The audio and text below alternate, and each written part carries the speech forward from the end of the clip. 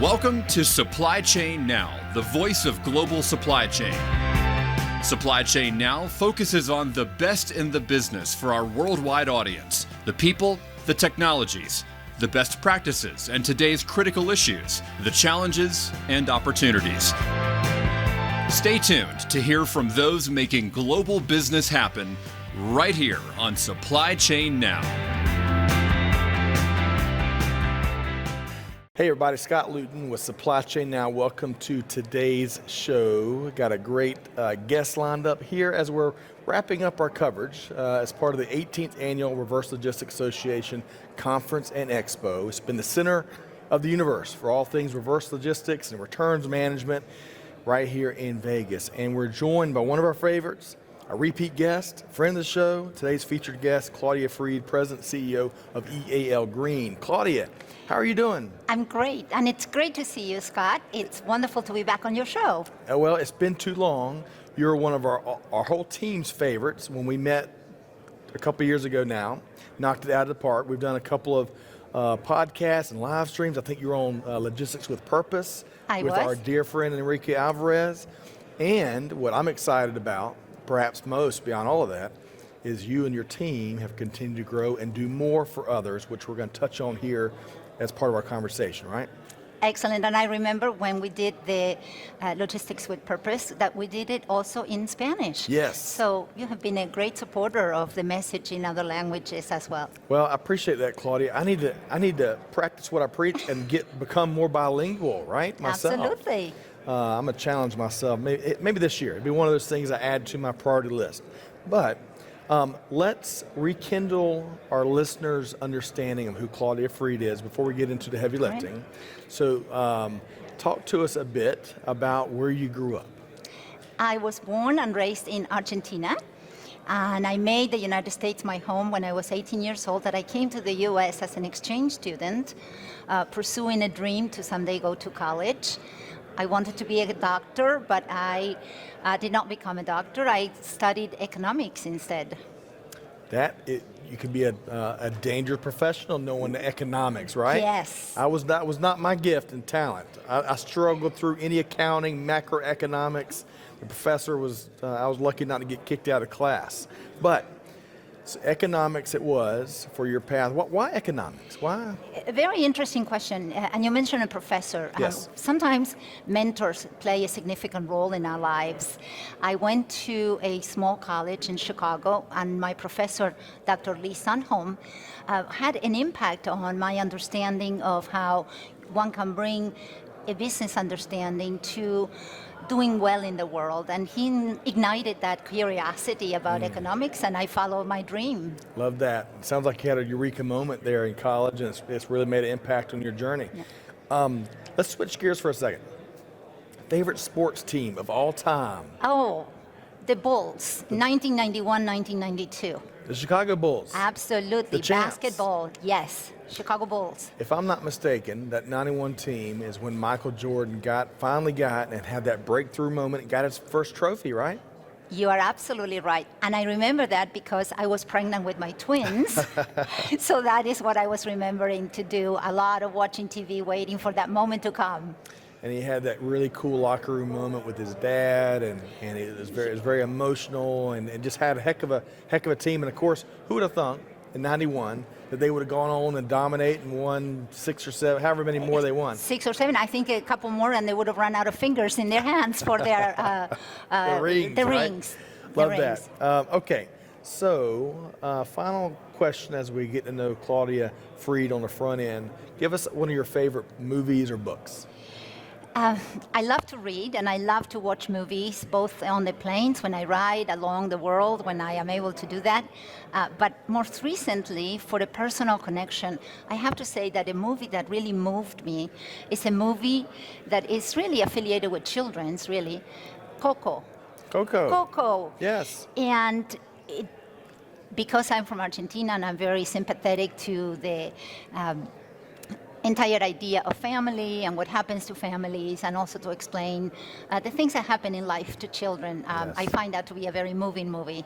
Agreed. I think it was one of our kids' favorites, Coco. Yes. All All right, so now that we've kind of gotten a better feel for who Claudia Fried is, let's talk about the year that keeps on teaching, right? 2021. Yeah. It's brought truckloads of eureka moments, learned a ton about who we are as humans, who we are as professionals in supply chain, reverse, returns, you name it, retail. What was a key eureka moment that 2021 taught you? In 2021, we really embraced an idea that to be successful, one has to commit to continue growing, to keep giving. So in our eureka moment at EAL Green was when we realized that to have a mantra that empowers both the growth of the business and the impact on the mission, and that the eureka moment for us really was that profitability and sustainability do not have to compete with each other. So for us, it was really finding that we could meet our mission and that we can continue to grow, which is what we did in 2021. I love that. So let's move right into EAL Green. For the handful of folks that may not know what the organization does, tell us about what the organization does and the growth and where you love spending your time. That I love to spend time at EAL and talking about EAL and our mission, and that's very clear. And throughout the 40 years, because on this 2nd of February, we celebrated our 40th anniversary. Wow. Throughout the 4 years, I would say that we have learned to tell the EAL story a little bit differently. And if you had asked me that question 5 years ago, I may have emphasized other values, but the bottom line of what we do is that we help companies with excess and surplus inventory get rid of that problem, and we redistribute the products to colleges and universities in exchange for a scholarship. So this idea that there is no waste, but that you have to find a new way and a new purpose for the product is at the heart of why we are at the RLA conference. And that is very much what happened in 21. Keep growing to keep giving. I love that. And you were referencing growth a moment ago. Amanda and I had the good fortune of meeting you in the halls kind of as we were passing by each other at this conference. And gosh, y'all really have been on the grow, so you can do more. Can you speak to a little more to that? Yes, absolutely. In 2021, EAL had the second most successful year in our history, measured by the support that we received from our donors. That success gets translated into the ability of the nonprofit to be able to fund scholarships. In specific terms, in 2021, we funded 1,123 scholarships. Wow. So these are 1,123 students who, with the help of donors and colleges that they are attending, are able to then either complete or stay in college, to then enter the workforce and one day be the future that we really very much need. I love that. Helping them fulfill their dream, achieving educational goals, because if they don't get the resources and aid, what happens? What is happening, and we've seen this happen over time, if you are a student with financial need, the only way that you are going to be able to complete a degree and improve your life, you may have to take 2 or 3 jobs, which means that your journey from when you start a college degree to when you can even achieve a certificate is so much longer. And the longer you stay out of the market, that means you are borrowing money.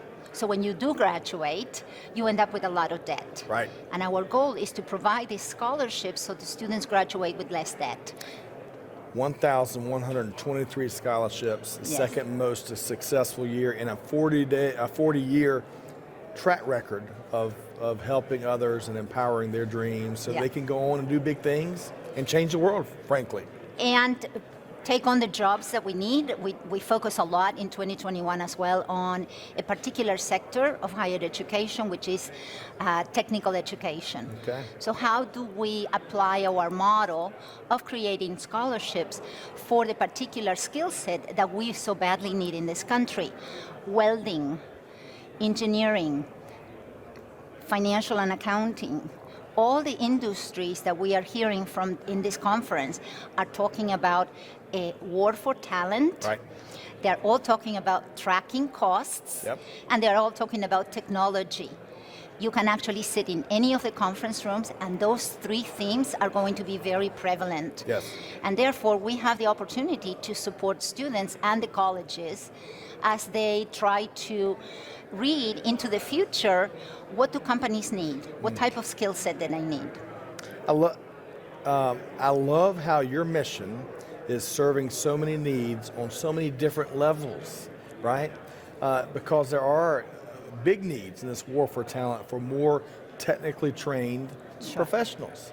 So what a beautiful matrix is the word that comes to mind, right? A matrix of service. I love the analogy because in the conference next door, they're talking about dynamic supply chains. And what they're really talking about is any business, in order to stay in business, must adapt. Yep. And in 40 years, we have had to adapt. And that is in large part what we did in 2021. We said we need to invest in technology, so we invested in an ERP. We need to invest in understanding what are the professions that are in most demand. And when you can bring it all together, it's really a win-win-win. Right. Yes, students, industry, and you're helping these universities clear out equipment and recycling and reusing a lot of that. So everyone wins. Right, so it's actually the corporations clearing out the equipment. The colleges and universities become their customers. So we match the surplus on the business side, and we meet the needs of the colleges and universities using logistics to actually map how do we take something that is a surplus for one consumer into the hands of colleges and universities. Logistics with purpose, right? Logistics Absolutely. with purpose. I love that. And I think I see Antonio right off to our side here. Good to see you. Yes. We really enjoyed Antonio and you participating in some of our shows and live streams. Let's talk about your why. Let's talk about what is your why for all the give forward that the organization does, and of course your role. After a lot of time thinking about that question, I believe that in my experience, my why is I love to solve problems. I love to solve problems, and I have realized that when I am happy in solving problems is because what I am solving is worth my time. And when I am solving a problem at EAL, that means more students can receive help. At a broader, more personal experience, I come from a family of educators. Okay. I just learned this past week that my Italian grandfather, who knew he would not live long because he was ill, made my grandmother, Clarita Pedemonte Mattelloni, promise that my grandmother will give their 4 daughters, my mother is number 2 daughter, the gift of an education. Wow. So I come from a family that values that, and my greatest gift is to use the ability that I have, my training in economics, a great team, to solve problems so that more people can enjoy what I have had the opportunity to enjoy. I love that. That's such a force multiplier, right? As folks learn and they get educated and they have those experiences, and then they apply all of those to industry and to solving problems, to changing how industry works for the better. It is a wonderful, wonderful contribution to an ecosystem with so many stakeholders and shareholders. Let's talk about here at the RLA conference, again, it's all about returns management, reverse logistics, really important aspect of global business these days. So when you think about those segments of global business, what's a couple things you're really focused on more than others right now? It's been very, very encouraging to see that not one single panel in the last 2 days and one day remaining tomorrow, not a single panel has ignored or excluded the environmental impact of all their activities. Yep. So this concept of ESG, which stands for environment, society, and governance, yep, that's one of the frameworks for looking at sustainability. Not a single presenter is leaving that topic out. the As topic, opposed to like 10 years ago where I bet... even 3 years ago. 3 years ago. I think that what we've seen is a rapid growth in both interest, and more importantly, I think one of the takeaways is that it's very, very clear that consumers are playing a significant role in that voice. Because typically, why do we generate new habits in doing things differently? Either you are being regulated, or you are being penalized, or you see a business opportunity. Right. And in this particular conference, on the 18th annual conference, what I've seen is that all the presenters, whether you are a retailer in electronics or you are doing pharmaceuticals, it's the consumer that is demanding that environmental accountability. And the industry is responding. Right. It's very clear. That's one of the takeaways. And then the other thing, which is very close to my heart, because I am a mother of twin daughters who are young women into this phenomenal world of business. Yes. The number of women that are involved in supply chain, in fact, I think it was the largest VIP luncheon for women in logistics and in supply chain that we had, and in reverse logistics. And the diversity of backgrounds, not only for what has been a traditional spot for women in HR, all the way to engineering. And it is absolutely energizing for me as an older female now, looking at what is the next generation, how do we continue to open doors for them. Yes, I'm with you. So your daughters, I know one of them, maybe both of them, I know one of them is a very talented musical artist, and when we were on the live stream, we talked about this. She played, what instrument is that? Accordion. Accordion. She's an accordionist. Yes, which has got to be a challenging skill to I tell you what is challenging, and I agree completely. I look at what Erica does with her instrument, and it's not only aesthetically beautiful to look at, but it sounds fantastic. But I do think that another human development aspect right. as a business that I had to learn in 2021, and as a result of the word that no one wants to mention, Which COVID. One? As a result of that is, and as a parent of twins, is that there is a desire for individuation. When you have twins, whether they're fraternal or identical, one of the ideas behind raising them as individuals is how do you give them each the chance to be who they want to be. Right. And I recently read a book and actually listened on audio about One and the Same, which is about the story of raising twins, and how do we as leaders afford everyone in your team the opportunity to be the individual that they need to be. Really important and critical. And we were talking pre-show earlier today about these team dynamics. Correct. Right? Yes. And how well, I'm not going to try to put it in your words. Tell us about some things you've learned in the last recent years. Looking at Erica's twin is a landscape architect, so I have a talented musician and a talented architect in the family. Twins born 20 minutes apart. Both creating beautiful things. And they are creating beautiful things, looking at the world through the eyes of somebody that it understands that they were given the opportunity to be who they are. And I kind of took some of those lessons as a parent over the last 30 years, and I looked at our team at EAL Green. And so during the pandemic, we realized that not everybody was reacting the same way right. to the threats of health management. Not everybody was able to not work in the office because we have fulfillment centers, we have trailer loads coming in, they could not work from home.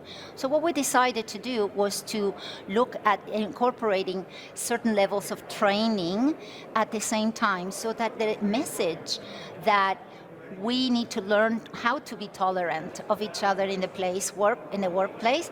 How do we need to afford everybody room to grow? Wasn't just the CEO saying that message. We partnered with our payroll service and said, ADP, what training do you have for teaching us how to tolerate each other at a place where things are so tense and things are changing?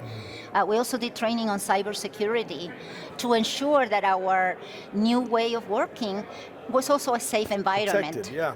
And we coupled that training with the idea that we had to change and afford everybody, if I have an extrovert in the team or an introvert, that you recognize that, and with sensitivity and with the parameters of the law, you can accommodate your team to continue to grow. I love it. Lots of options based on personal preferences, personal choices, so we can make sure everyone is more comfortable and positioned to succeed and contribute, right?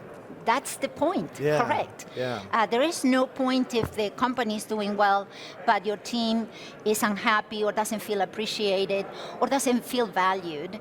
And so presenting that package of, this is a place that we care about you, and we will provide the opportunity for you to be able to do your job and know that you are doing it for a great purpose. I love that. Okay. So we saved maybe the best question for last. Big, bold predictions for 2022. Oh. Now, I might have had just a little sneak peek into what your response is here, and I think it's a home run, and I like BHAG, big, hairy, audacious goal, and I think it's going to hit that. So tell us, look deep in your crystal ball. What is your big fearless prediction this year? I love my crystal ball, and it is an instrument that I use all the time because I do think that when you are in leadership, you are expected to be able to have Look the around abilities. corners, right? Right. I mean, you don't make progress by trying to react. You need to be ahead of the idea, ahead of the times, like the founders for the AL Green were 40 years ago. Wow. When they came up with this idea of what do we do with excess inventory and how do we help young people realize their dreams. That was vision. That was pure vision. Right. So I have the legacy that I have to carry on my shoulders of that legacy. So I have my crystal ball, and Yes. it's lovely, and I love it. So in response to your wonderful question about what do we see going forward, one area where I believe is very important for us to focus on is the fact that in the United States, there are only 18%, so less than 20% of all patents are held by women inventors. Wow. 20%, so 18%. The predictions of the Bureau of Labor Statistics says that it will take 70 years until 2092 for us women Right? to reach parity. Yeah. So my bold prediction is that we're going to cut that difference in half. It's not going to take 70 years. I think it will take less. Will it be 30? Well, hopefully in the next 10 to 15 years. And why the connection? Because I believe that the reason that we don't have so many women inventors is that we have had a deficit with regards to technical education, Right. STEM. That emphasis is relatively new. So my prediction is that not only we are going to cut the difference in the number of women that are inventors to half or less, but that the inventions will come from very much this industry. Every aspect, from a product, the way that it is designed, to the way that science, for example, if we talk about medicine for a second and Right. the research for medicine, largely it is now an established fact that the research for medicine is largely based on the male constituency because very few drugs are developed considering the female needs for medicine. So the fact that we need to not only have the parity of the science, but also the customer, in this case a patient. Right.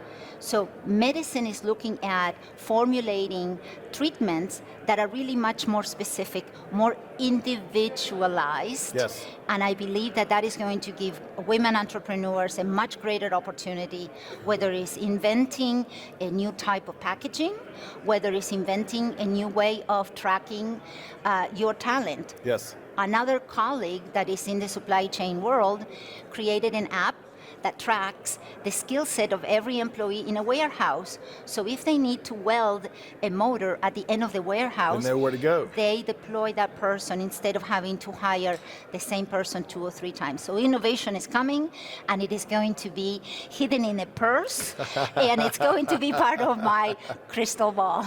And it's coming, the rate of change is Yes. going to increase based on a lot of the factors you've pointed out. I love that. And that is some wonderful good news to wrap on. Like you, I don't have twin daughters, but I've got two of my 3 children are daughters. Yes. And, I want to say we talked about this a couple of years ago, because that's not good enough just to have daughters and want to change things. You want to change things for the sake of changing things, so you create opportunities for all.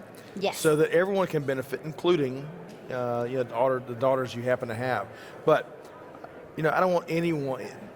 I want them to blow through any obstacle, walls, barriers, and know that they can. Yes. Right. And I really appreciate what folks like you are doing, because they need those presidents and CEOs or senior leaders that are doing big things. Yes. To help them aspire to do big things, right? That's an important thing. Is that right? Absolutely. And I believe that the issue of gender it's a topic that really deserves a wider conversation. Yes, we have to be very inclusive. Right. And so I have daughters, other people have sons, other Right. people have sons or daughters, people that don't identify or declare a gender. So for Right. me, being progressive in that sense, it's super important. Yep. The one thing I would say to anyone in terms of developing a culture of support, the children do look up to the parents. Spending time with each of them individually rather than as a bunch of people. The same Right. thing with the team. It may not be possible for everybody, the larger you grow, to spend time with every member of your team. But it's very important to try to to have access to them, and for them to see you as a role model, living the passion that you have for what you do. I love it. I love it. Well, you're the living embodiment of that passion. And I'm looking forward to, you set a high bar with 2021. So I agree. I agree. You are absolutely right. And that is exactly a very valid point, and why understanding the dynamics of the times that we live in. Right. We used to have the ability to do 3-year strategic plan. Now it's 3 months. Now you are touching and going and measuring, and every measure that you can put in place, Right. go ahead and put it in place, because it will never be enough. Yes, never. Because in 4 months' time, the world can change, and your company, your group better be ready to change, and you can't afford to say, we will do that next year. Agreed. Well, I'm excited to see what y'all accomplish in your 41st year. Congratulations on your 40-year anniversary, which was February 2nd. Correct. Right. Yes, February 2nd. And we're going to have to reconnect as we work through your 41st year, have you back on, maybe have you on a live stream, and that way you can take some questions from our global ecosystem here at Supply Chain Now. Would love, and again, thank you so much for all the support that you lend to the community, and for your success as well. Well, I know that if you're not successful, we're not successful. Well, I appreciate that. It takes a village, right? And It then does. some. But I love what so let's make sure folks know how to connect with you and EAL Green. There might be some listeners out there that want to, get behind Yeah. your effort and help support it. So how can folks connect with you? They first need to listen to Supply Chain Now, because love that. that is All right. where we are all the time. They can connect with me on LinkedIn, Claudia Freed, EAL Green, or they can visit us at ealgreen.org. Wonderful. Well, Claudia, I am so glad that we could reconnect here Absolutely. after the last couple of years. That goes without saying. So much has changed since the last time you and I sat down with Greg White. Yes. Who missed you here today, but we'll reconnect. Send my that. regards. I Another fellow Argentinian. Yes, that's right. Yes. But we will absolutely, we'll talk soon. Folks, make sure you connect with Claudia Freed and EAL Green. And if you can, what a great story to get behind and support. So thank you so much, Claudia, for all that you do. Thank you so much. You bet. All right, folks, that just about wraps up our coverage here from the 18th Annual Reverse Logistics Association Conference and Expo. Stay tuned to all of the episodes we'll be publishing in the weeks ahead. Be sure to connect with Claudia. Most importantly, on behalf of our entire team here at Supply Chain Now, be like Claudia. Do good, give forward, be the change that's needed. And on that note, we'll see you next time right back here at Supply Chain Now. Thanks, everybody. Thanks for being a part of our Supply Chain Now community. Check out all of our programming at supplychainnow.com and make sure you subscribe to Supply Chain Now anywhere you listen to podcasts. And follow us on Facebook, LinkedIn, Twitter, and Instagram. See you next time on Supply Chain Now.